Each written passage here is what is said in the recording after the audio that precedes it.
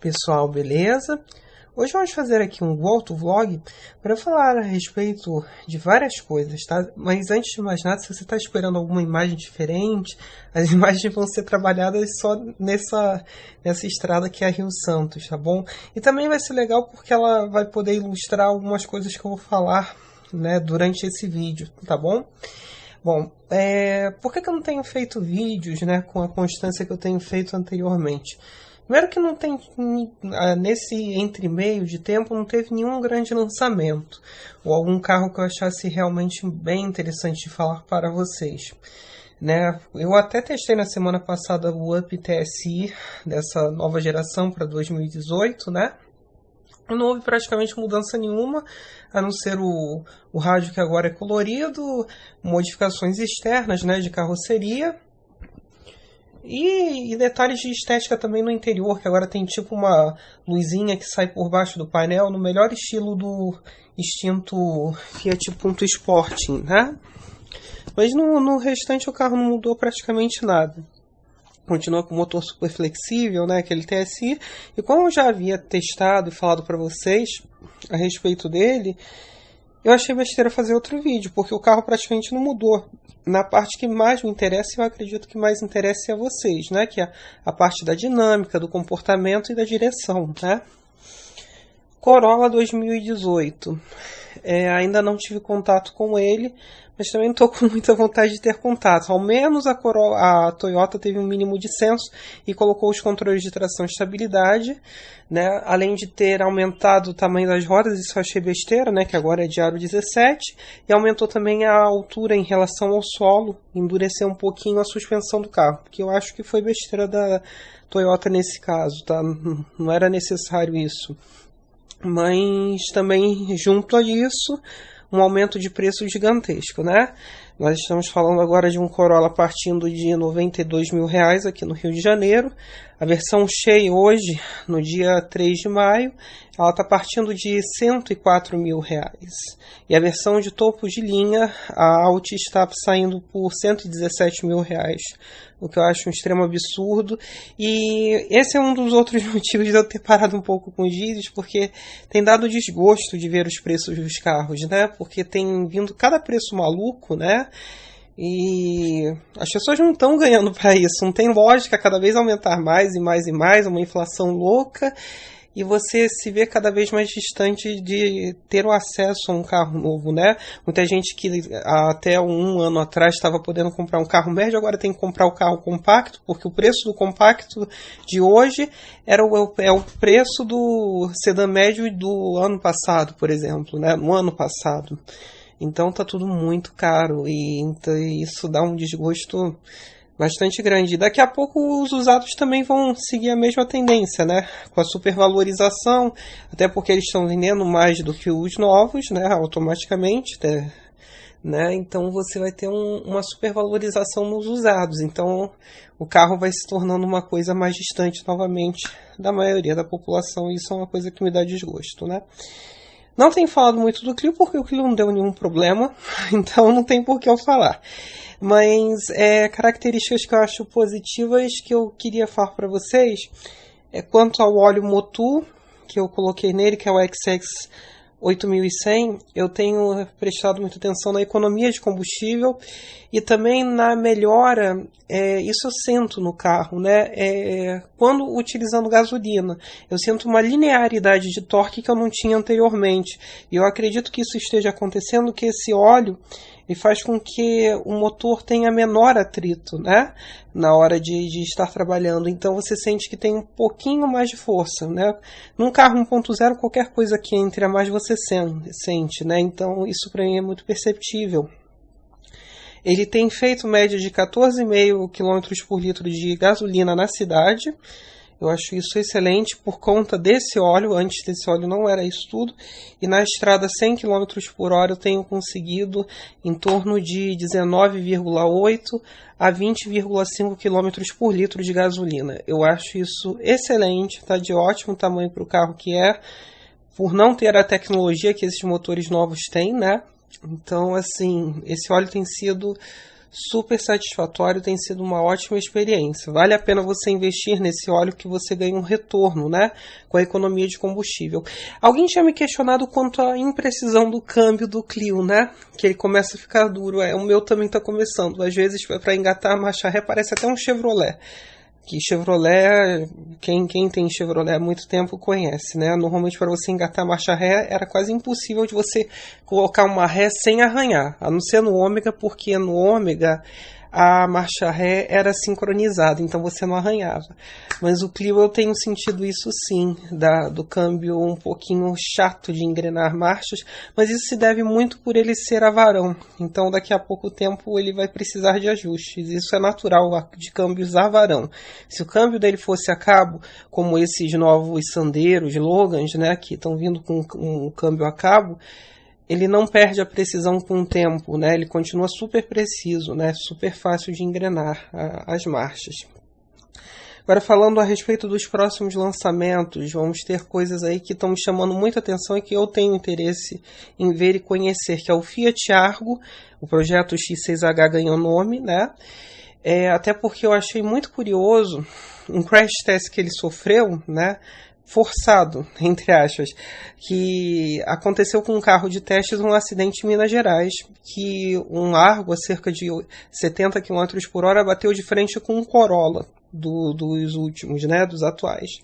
E o efeito na estrutura do Argo foi semelhante ao efeito na estrutura do Corolla. Ou seja, isso é um ponto positivo. E os dois motoristas sofreram as mesmas escoriações, que foram poucas, né? Então isso é uma coisa muito boa da gente já saber, que é um teste da vida real, né? O carro bateu de verdade, era um protótipo ainda, né? E então isso quer dizer que na hora dele chegar num Latin NCAP, ele deve dar um bom resultado, né? Na hora do teste de colisão.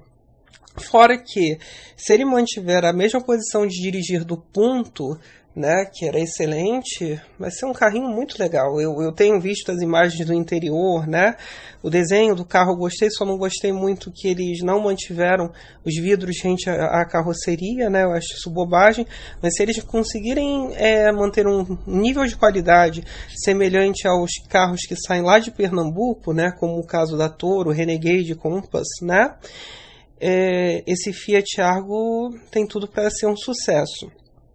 Dizem as más línguas, e eu espero que elas estejam certas em parte, apesar de eu achar meio absurdo, mas no mercado atual isso é barato, o Argo mais simples, com motor 1.0 Firefly, deverá partir dos R$47 mil, né?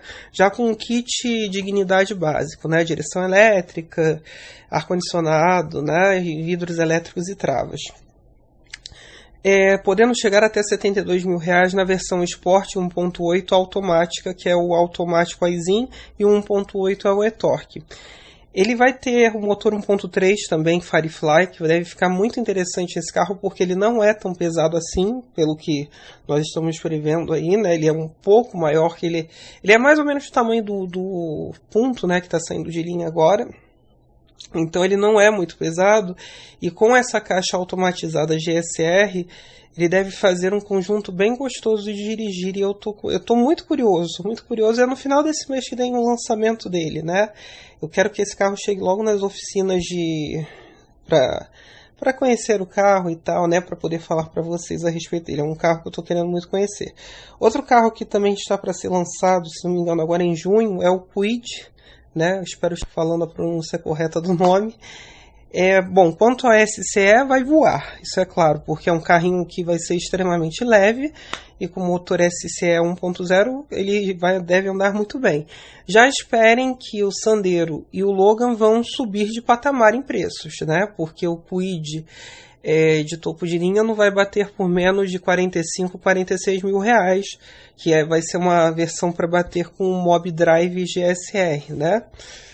Mas com muito mais espaço interno, pelo que eu entendi, né? Eu gostei do interior do Kwid e tal, mas eu quero aguardar ele chegar nas concessionárias para poder falar de verdade, né? Não adianta nada eu ver por imagem sem tocar e ver, né, o carro de verdade.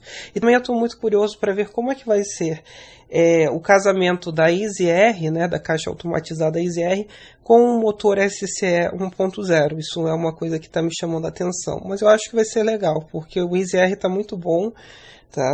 Ele evoluiu bem como a Dualogic evoluiu para o GSR da Fiat, né? Evoluiu muito e cada vez melhor, é praticamente um automático epicíclico. Se você não falar para uma pessoa que não entende de carro que é um ou que é outro, vai achar que é a mesma coisa, né? A sensação é muito semelhante. E também para o final do ano eu tenho curiosidade do Polo, ou Gol, ou Polo, ou Gol, porque nunca se sabe se é Polo ou se é Gol. A Volkswagen não decide se vai lançar como Polo ou Gol esse novo projeto mundial, mas deve ser Polo. O Gol deverá derivar de uma plataforma baseada na do Up atual, né? E deve sair lá para 2020, 2021. E esse Polo eu tenho curiosidade por conta de dinâmica, de dirigibilidade, que deve ser muito boa, porque em termos de preço ele deverá ser muito caro.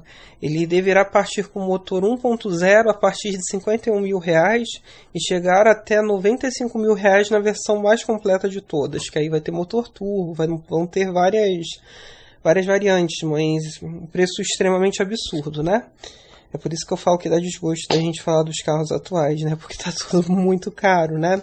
Uma curiosidade fica para 2019, com a chegada de um novo conjunto motor e câmbio para o Cruze, que vai passar a ter o motor 1.5 turbo que vai chegar aqui no Equinox, né, que é um lançamento que vai ocorrer em breve na Chevrolet, um SUV, que eu já falei para vocês aí nos vídeos anteriores.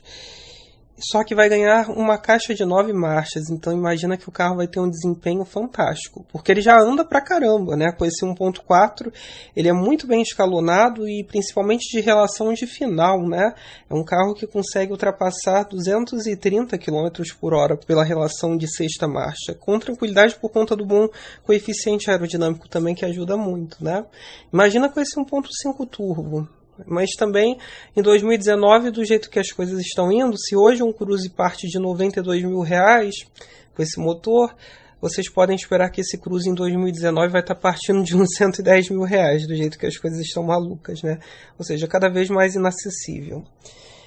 E só para fazer um comentário final a respeito do controle de tração e estabilidade e da necessidade dele. Vocês estão vendo aí nas imagens, né, que eu estou passando por variantes de pista seca, pista molhada, temporal, aí depois volta para pista seca, vem aquela chuva fina também que é ruim pra caramba, né, pra gente dirigir.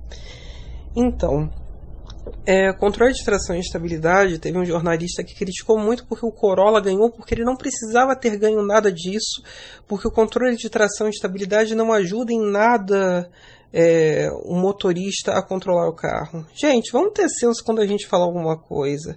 É óbvio que um controle de tração e estabilidade ajudam você a dominar um carro, por exemplo, nessas condições que eu estou aí no Clio. Um elogio que eu queria ter falado para vocês é quanto aos pneus da Dunlop. Se vocês repararem, eu estou mantendo uma média aí de 70 a 100 km por hora. Né? Mesmo com a chuva, então os pneus trabalham muito bem, eles mantêm o carro bem grudadinho no chão. E também eles não têm muita tendência a aquaplanar. Também porque eles não são extremamente grossos, né? Eles são grossos pelo porte do carro, que é um 1.75, né? Mas eles não são tão grossos assim a ponto de fazer o carro aquaplanar, né? Quanto maior a largura do pneu, mais fácil do carro aquaplanar.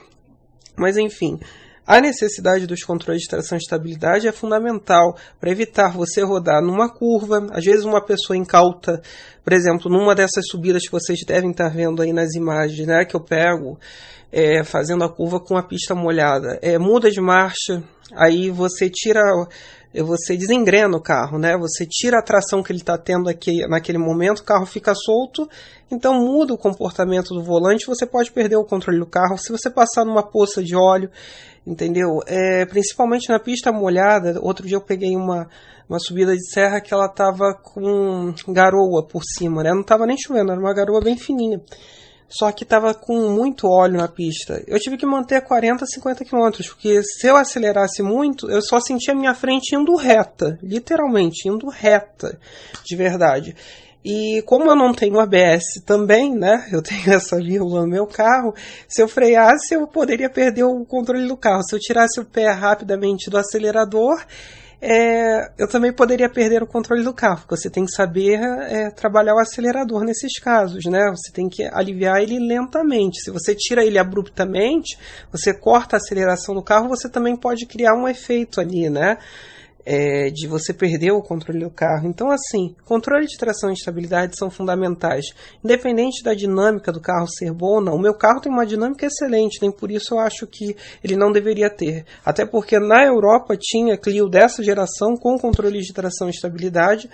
ABS teve aqui no Brasil, essas últimas unidades tinham ABS. No ano do meu carro, nenhum deles podia ter ABS, por exemplo, né? Eles empobreceram o carro muito. Então, é necessário sim, o controle de tração e estabilidade, ele salva vidas. Muita gente faz muita cagada. Não é para você poder correr mais com o carro, mas no caso de você aquaplanar com o carro, ele vai te ajudar a controlar o carro e a manter a trajetória. Ele vai te ajudar sim. É muito diferente você ser um piloto de pista, você saber muito bem lidar, do que você ser uma pessoa normal, uma pessoa que dirige por necessidade. Tem uma distância muito grande. Então, tenham consciência quando vocês falam, vocês que são jornalistas de verdade, são formados, tenham consciência quando vocês falam determinadas coisas, porque isso afeta muita gente. Isso é um item de segurança, principalmente eu acho isso primordial, né? Eu acho que muito mais ainda do que o airbag propriamente dito, porque você pode evitar um acidente. O airbag é só depois que o acidente acontece, né? Então vamos ter senso, né? Vamos ter muito senso quando a gente fala de alguma coisa tão que pode mudar tanto o comportamento dinâmico dos carros, né? Porque, inclusive em pista, tá? Os controles de tração e estabilidade, claro que em conjunto com o melhor ajuste de chassis que nós estamos tendo no momento atual, utilização de materiais mais nobres nas construções dos carros, tem feito com que os carros andem mais e tenham um comportamento dinâmico muito melhor. Mas também isso junto da eletrônica auxiliando. A eletrônica auxilia muito e a eletrônica hoje ela está chegando num patamar muito bom. Não é uma eletrônica de 10 anos atrás, que era uma coisa que travava muito, era meio maluca, não. Hoje funciona muito bem esses sistemas assim, né? Tanto que nós estamos caminhando para o carro autônomo, né? Eu torço muito para que isso aconteça logo, porque é tanta gente ruim dirigindo que é muito mais prático, pelo menos em cidade, você botar o carro no modo automático, não se preocupar com o volante, né? Mas isso ainda é um sonho distante, né? Coisa de Tesla, né? Mas enfim, então o controle de tração e estabilidade ajuda muito. Então, pessoal, é isso. Curtam, compartilhem, discutam aí embaixo. Me desculpem pela minha ausência nesse tempo, né? Como falei para vocês, né? Essa coisa dos preços e tal, não está tendo muita novidade. O Clio propriamente dito não tem tido muito problema. Aí eu ia falar dos carros do meu trabalho, né? Mas aí eu deixo isso para outro vídeo, que esse vídeo já ficou longo pra caramba, né? Já é coisa pra caramba para vocês assistirem. Tá bom, pessoal? É isso então, valeu!